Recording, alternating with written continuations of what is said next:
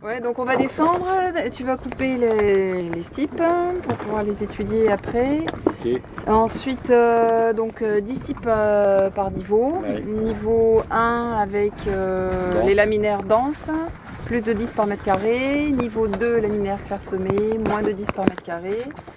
Moi, je vais noter les niveaux bathymétriques avec les profondeurs en fonction des espèces caractéristiques.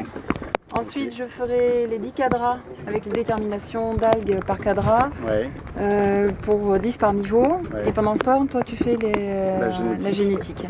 Voilà. Okay. Donc, on reste à vue et quand tu remontes ou s'il y a un souci, tu viens me voir. Okay. Alors, ce qu'on a fait hier, d'abord, on est venu choisir un transec. Donc, un transec, il faut qu'on ait une bathymétrie qui nous permette d'avoir des hauts niveaux à laminaires denses, puis de descendre vers des laminaires clairsemés à moins de 3 pieds par mètre carré. Ensuite, on trouve le substrat, là c'est du substrat sableux. Donc on fait un transect qui permet de recouper ces 3 niveaux.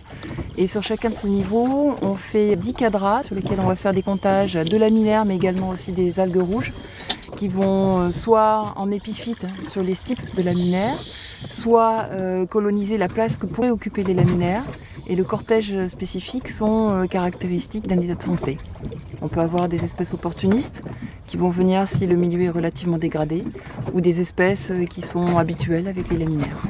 Là, c'est plutôt notre site bon, et puis qu'on suivra au fur et à mesure des années, et on le comparera à un autre site qui est beaucoup plus exposé, qui est un peu plus à l'est.